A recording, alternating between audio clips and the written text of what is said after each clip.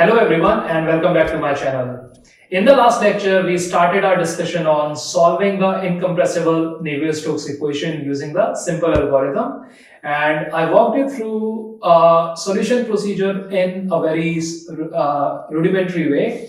We talked about how we can evaluate or how we can formulate something that are called as pressure corrections, and using those pressure corrections we can solve for the flow field and as well as for the pressure field. So this was done in a way that we modified the continuity equation using these corrections that we want to ultimately acquire, and using this we can finally solve for the flow field. But that was pretty much done in a theoretical way, and today we want to understand how this would be actually implemented in the solution. So suppose if you want to write a code, so we want to understand the mathematical fundamentals behind the solution procedure. So today I'll walk you through the discretization procedure for the incompressible Navier-Stokes equations and in two-dimensional. And we would be using a staggered grid arrangement, and I'll demonstrate how you can discretize the momentum and the continuity equation so that you can implement the simple algorithm. So without wasting any further time, let's get started. So I would start by writing the incompressible 2D x momentum equation. So we can write the x momentum equation as the balance between the convection terms, which I'm writing right now, and with the pressure gradient term, because it's in the x direction, so we have an x pressure gradient and the two dimensions of the diffusion. So if you remember, if we want to solve any fluid flow equation using the finite volume method, the fundamental is to define the finite volume and integrate your governing equation over the finite volume. So because we are considering a staggered grid arrangement, so the control volume for the u and v velocities and for the pressure, they would be different from each other. So let us say if we want to consider a u velocity control volume in the staggered grid arrangement, shown here as this orange shaded control volume, and if I represent a typical u velocity written by this horizontal arrow as I comma j, you can write another neighboring velocities such as 3 comma 4 as I comma j plus 1 and the other neighbor as I comma j minus 1. So mind you that the notations or the indexing here, it's done from a MATLAB point of view. So if you're using any other programming language such as C or Fortran, your indexing might change, and depending on that your code has to be changed as well. So coming back to the solution, or rather discretization. So if I want to discretize this particular term, let us say the first term over the dx dy, where x and y, so we have to come back to the control volume again. So when I say dx, it means the x boundary of the control volume, and that would go from this capital W to capital E, and similarly the south boundary are from capital S to capital N. So it would become W to E and S to N. So now the trick to proceed further would be, because we have this one u that is sitting outside the differentiation, that is u du dx. So what we would do that, so this u would be treated as constant, while the u that is in the differentiation, that would be treated as a function. So what that means is, so suppose if I want to evaluate this particular part of the integral, what we would do is, so now this can be written as u would remain as it is, so u times e, while when we use the second du dx with respect to x, and when we would integrate that, this would become u at capital E again, right? But rather than writing is, what we would do is, we would approximate that u as capital E as, so you can see that that could be approximated from the neighboring points, which would be I comma j plus I comma j plus 1 divided by 2. So of course this ue also has the same value as ui comma j plus ui comma j plus 1 divided by 2. But what we are doing here is, So we are treating this u at capital E, that is sitting outside the brackets, as constant, and the variable that is of our interest, which is ui comma j. So if you had written both ue outside the bracket and inside the bracket as the same quantity, then the uij and uij would get multiplied with each other, and that would create a highly nonlinear system. So the reason why we treat one of them as constant is so that we can reduce that nonlinearity, at least from a solution perspective, so that we only have one ui comma j in our system. So then we can change the other integral from u at capital W, and again the brackets one would become ui comma j, and this time it would be from the other boundary, which is ui comma j minus 1 divided by 2. And this whole thing would be multiplied by dy, because we are assuming that the properties of u, at least when they are differentiated and integrated this way, it's only changing in the x direction. So that is for the first part. And similarly, we can do for the second convective term, which is v du by dx, and again from dx dy, this would be du dy, and again we have the same limits to the integral from west to east and south to north. So this time what we would do is we would consider v du dy with respect to dy as the first integrand, because this would directly cancel each other out. So again we can write v times n, and now because we need to evaluate u at capital N, we would use ui comma j and I minus 1 comma j. So that would become Vn times ui comma j plus ui comma j minus 1 divided by 2 divided by, minus V at S times ui comma j plus ui comma j plus 1 divided by 2, and the whole thing would be multiplied by delta x, which is from the dx part of the integral. So that's how you can discretize the convection part. So I hope that this would be not very new, because we had approached the convection diffusion equation from a finite volume perspective for this reason only.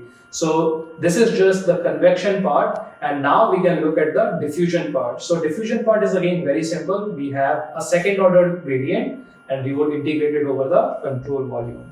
So firstly we can look at the del u square divided by del x square. So we have 1 times Re and dx dy, and again when we would differentiate and integrate it, so if we use west to east here, we can see that, so this is a second order gradient. So what you can do is you can simply write that as del u over del x evaluated at E minus del u over del x evaluated at W, and the whole thing would be divided by delta x, or if you want you can even write them individually, and what that means is, so this would be divided by delta x at E and this would be divided by delta x at W. So du or del u del x evaluated at E. So what that means is, so we have this black point E, and if you want to evaluate del u over del x, it would simply become the first order derivative, and we can write that as u at I comma j plus 1 minus u at I comma j divided by delta x. And again we can write at E as well if you want for a general solution, and similarly this particular term, it would become ui comma j minus ui comma j minus 1 divided by delta x w, and we have 1 over Re that is sitting outside, and the whole thing would be multiplied by delta y, because we have the dy operator operating on it as well. And similarly you can also evaluate the y gradient, which is del square u over del y square dx dy. Again this would become something of the form 1 over Re. We have something here multiplied by delta x, and here, as it is obvious that because the integrand is from south to north, so we have to go here. So we have ui minus 1 comma j and uij. So this would be written as ui minus 1 comma j minus uij minus uij minus ui plus 1 comma j divided by delta ys. So it might look a little bit of a mathematical formulation here, but if you give it a try yourself, you would see that it is not as harder as it is looking out to be, but it's really not very much of a trouble. Just give it a try yourself and it would be much more easier. And the final part of the momentum equation is the pressure gradient term, and we had a look briefly about the pressure gradient term in the last lecture, so we would look at it again now. So we have a pressure gradient term that is of the form of negative of del p over del x, and it is dx from dy. So again, we would assume that the pressure gradient, it would be only varying in x direction here for this particular part. So this can simply become from west to east, and it would become, again, the thing that to observe here is that when we look at the U control volume, the pressure is simply from point capital E to point capital W. So it would become P capital E minus P capital W, or in other words, it is simply minus delta Y P at I comma j plus 1 minus P at I comma j. The reason why I have written is because if we go back to our control volume, where is that? So this 3 comma 3 was treated as I comma j, and corresponding to 3 comma 3 for the black part, we have the control, or we have the point here. So this particular point for the pressure, it would become I comma j plus 1, as it is 3 comma 4. So that is the part here. So if we put all these terms together, it is not very hard. Trust me, it is not very hard to obtain something that is of this particular form, that you can write as A times E, and we have U at I comma j equals to A times capital E U at I comma j plus 1 plus A times W U at I comma j minus 1 plus A times N U at I minus 1 comma j plus A times S US I plus 1 comma j, and of course we have some contribution from the pressure, which we previously represented as dE times P I comma j plus 1 minus P I j. So using this particular equation, or using this particular form of this carry equation, we can obtain the U at I comma j for all the grid points. And similarly, we would have a very similar equation for the v velocities, using which we can obtain the v velocities. But according to the simple algorithm, because these are not the final form of the final velocity field, so what we do is we say that this velocity field is called as u star and v star, and using this we evaluate, or we formulate what is called as a pressure correction equation using the continuity equation. So that we would do now. So we would assume that this velocity field, it is called as u star and v star, and based on that we would formulate the pressure correction equation. So what we would do is we would say that, so I'll just put it down here. So we have the continuity equation of this particular form, that is del u over del x plus del v over del y, that is equals to 0, and we are saying that the correct velocity field is at any point E, it was given as u e star plus dE times P at I comma j plus 1 minus P at I comma j, where these pressures are actually corrected pressures, or the pressure corrections. So this is very similar. So we have UE as a representative of this UI comma j, and we have this UE star, where the UE star is the old value of the velocity field, and this particular term over here, it is nothing but the same term in the momentum discretization equation. And similarly, we can get a UW as UW star plus dW, and here the pressure would be transmitted from I comma j to I comma j minus 1. So if you don't understand this, we can refer back to the staggered grid arrangement, or when we have this W velocity here, the pressure is from the two different points which are I comma j and I comma j minus 1. And similarly, we would have V at n equals to V at n again star plus d times n p at I minus 1 comma j minus pij. These are primes or the dash, because these dashes are called as the pressure corrections. And similarly, Vs would be given as Vs star plus ds times pi comma j dash minus pi plus 1 comma j dash. So now the final part is to evaluate the continuity equation over the finite volume, and basically we integrate it over the finite volume and use these formulas and put it there.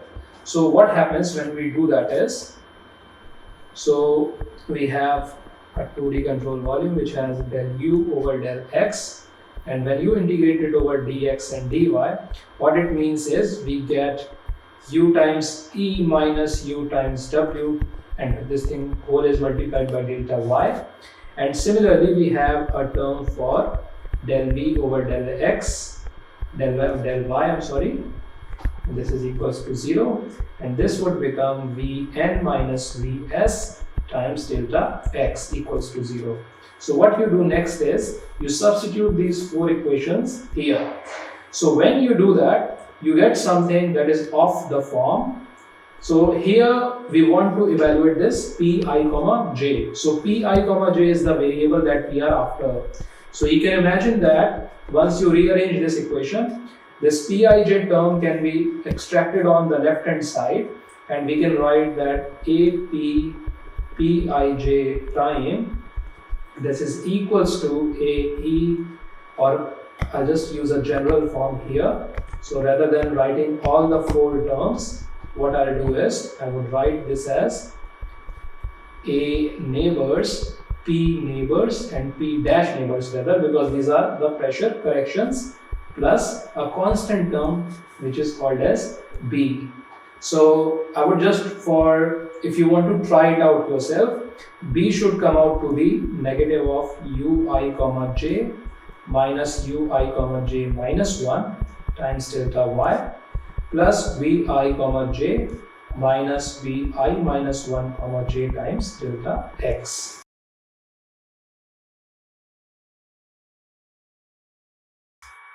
So this particular equation, let us call this as number 3, and we would call this particular equation, which is the x momentum equation, as number 1. So what we have is, so if I want to write here from equation number 1, so from equation number 1 we get u star, and similarly from equation number 2 for the v momentum we would get v star, and finally from equation number 3 we would get the p prime. So we have gotten u star, v star, which are the not the final velocity field, so let us call them as the start velocity field, and we have got the pressure correction from the pressure correction equation, and the final piece of the puzzle is to get the updated velocity and the pressures using these u star and the p prime. So the answer lies in this particular set here. So this particular set says that if you know the u star and v star and the pressure correction equations, you can get the velocity field. So if I call this particular as number 4, then what we can do is we can use, or we can solve the number 4 to get the u and v. So we have the U and V velocity field, and the only thing missing out is the pressure field, which is simply obtained by pressure equals to pressure hold plus pressure corrections. And if you remember in the last video, I talked about something that is called as under relaxation. So rather than updating U from U star and the corrections, we multiply the correction by some under relaxation factor, and that means that rather than adding the correction directly to the old value, or rather than to the incorrect value, we only add a fraction of that correction, because the simple algorithm, it is very prone to unstable solutions. So if we add the corrections as it is very likely that the solution may go out of bounds very quickly. So that is why we use this under relaxation. So what we do is, when we do the equation, or when we do the solution of number 4, we can write this in the form of U equals to U star plus some alpha times the U corrections. Here the U correction is nothing but this particular part. So this particular part is called as U correction. And similarly for the pressure, we have pressure equals to pressure hold plus alpha P times the pressure corrections. So in this way, we can obtain the total velocity and the final pressure field, where the velocity would satisfy the continuity equation, and the pressure should exhibit such a way that the resultant velocity field is or it is satisfying the continuity equation. So in this way, you can discretize the 2D incompressible Navier-Stokes equation using the simple algorithm. If you have any questions, I would be happy to post my lecture notes on the Telegram group. So you can join the Telegram group and ask your questions, and you can ask for the notes over there. And usually it is much more better if you try to find these discretized version yourselves, because even though I've been doing it over the years, but until I do it myself, I don't get that confidence that, okay, this is how it is exactly done. And once I do that, writing the code becomes much more easier. So give it a try. I'm sure you'll get it. And if you need any help, please feel free to write in the comments, or you can write also in the Telegram group. And most likely the final part of this lecture series, the simple algorithm lecture series, where I would be walking you through the code for the 2D lid driven cavity flow using the simple algorithm. It should be released before the Christmas. And I hope that this video would be liked by you all. In case if that does, please hit that like button, and also subscribe to the channel if you haven't already.